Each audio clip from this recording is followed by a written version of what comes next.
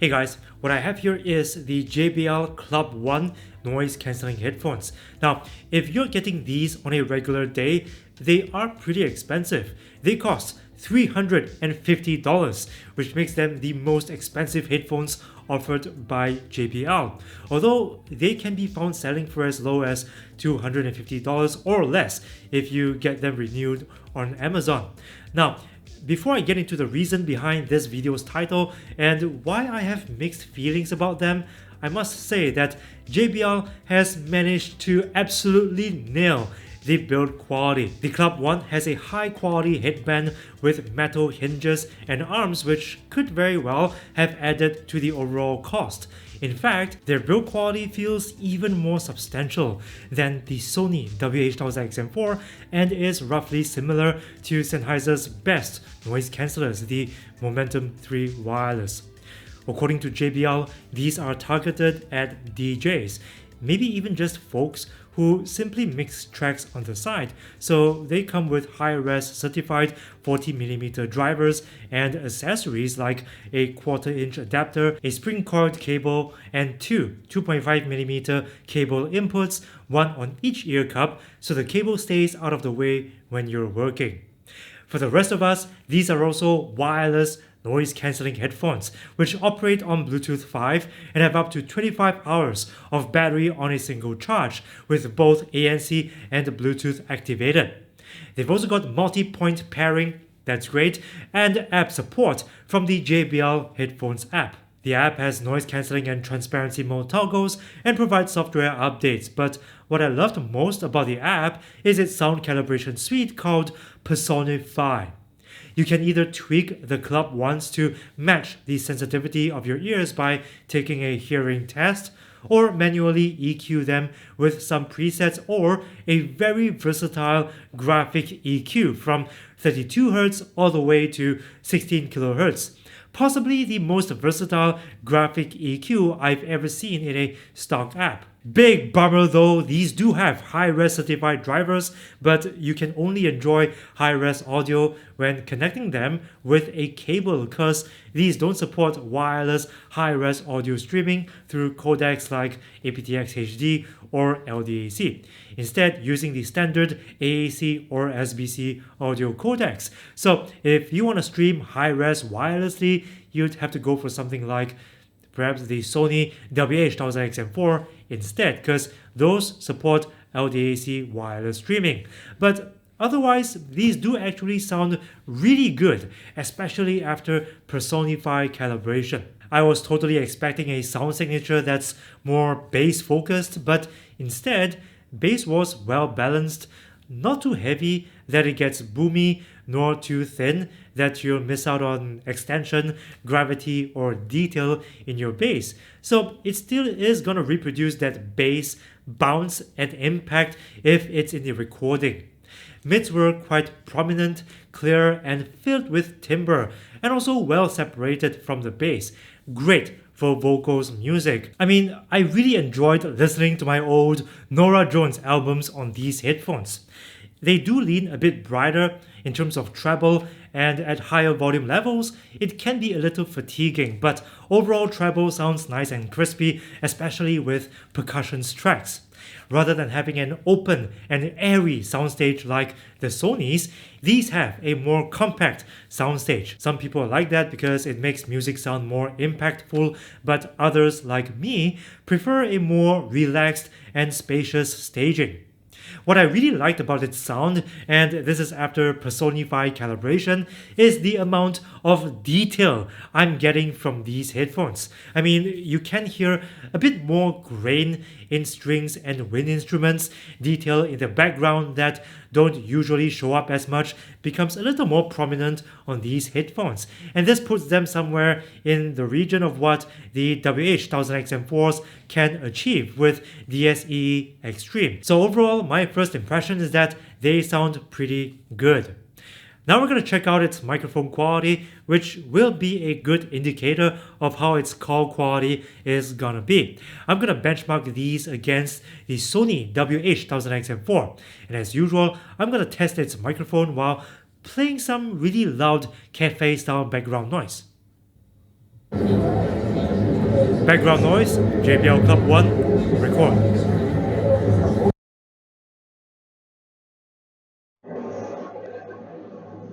I'm now making a phone call in a noisy place using the JBL Club 1. The quick brown fox jumps over the lazy dog. Then the dog wakes up and asks the fox, "Why is it you're always so jumpy and I'm always so lazy?"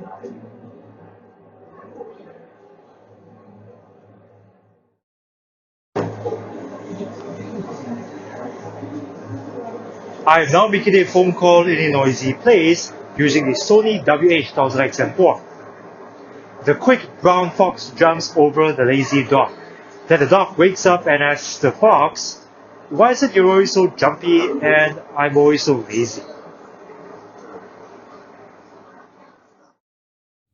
So, its call quality may not be the best, but it's actually not bad really. A bit quieter in the background than the XM4, that's good, and my voice sounded well separated from the background. I do prefer how the XM4s amplified my voice louder, but overall, I feel that the Club ones sounded pretty decent in terms of microphone pickup. For the noise cancelling test, I'm going to play the same background noise as before, again with the Sony's as our benchmark.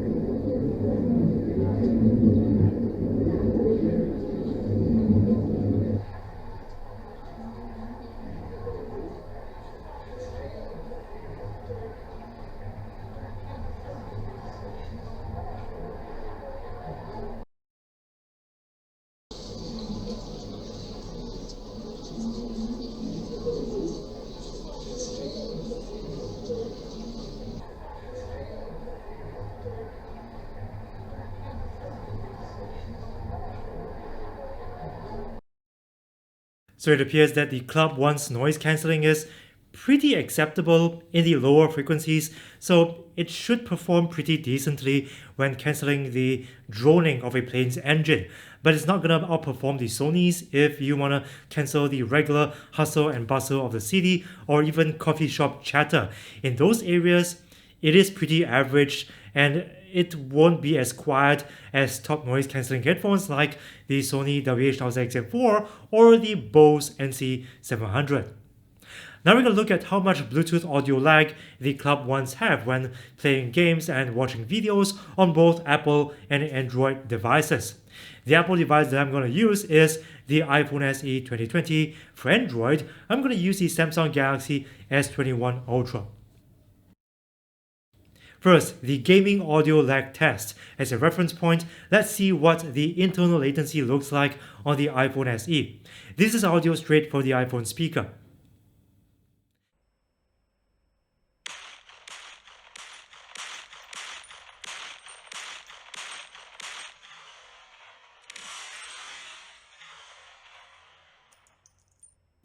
Now the JBL Club 1, then the Sony WH-1000XM4.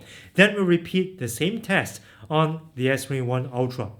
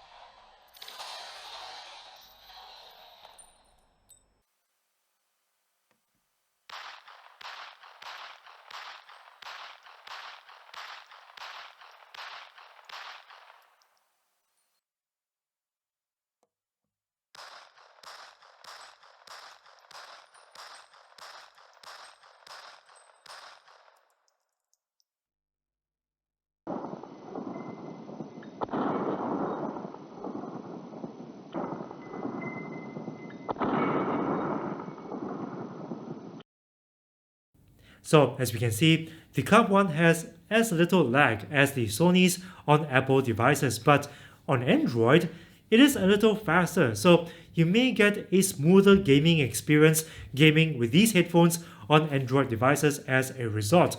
But please note that this only applies when playing video games or real-time content on your phone. If you're using apps like YouTube or Netflix, you're only watching videos, you're not likely to get much or any lag at all because these apps have their own latency correction that automatically delays the video so that it synchronizes better with the audio. Hey guys, one of the biggest problems with most truly wireless earbuds is getting decent call quality out of them, especially in noisy places. I mean, without a microphone in front of your mouth to pick up your voice, they've got to rely on... Hey guys, one of the biggest problems with most truly wireless earbuds is getting decent call quality out of them, especially in noisy places. I mean, without a microphone in front of your mouth to pick up your voice.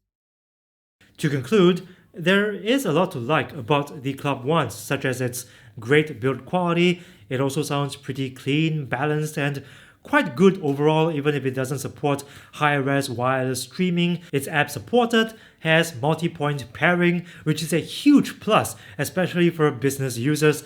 And I love how you can get in there and really fine-tune its sound quality using its Personify calibration suite. Yet, like I said in the beginning, I have mixed feelings about the Club Ones, and there are a few reasons why. It's got great build quality, yes, but it also feels quite a bit heavier, 378 grams versus the XM4's 254 grams. So it's quite a bit heftier. Its clamping pressure is also a little firmer than what I'm used to, and its cushions aren't very plush. So if I want to use these for longer periods, it may not be that comfortable overall. These also don't have fold flat ear cups, so they're gonna feel more restrictive when I hang them around my neck. It feels like a very, very, very thick collar. At this price, I'm also expecting it to cancel more noise than they actually did. Now, I'm just speaking as a regular consumer, and overall, I feel that JBL was being very, very ambitious here with the Club One, because at this price, I believe that they're gonna wind up appealing only to a very small segment of people. Most likely people who are looking for pro headphones to mix music with that can also do regular wireless headphone stuff. If these are JBL's best headphones, I'm hoping to see something with wider appeal if and when they launch newer headphones next year.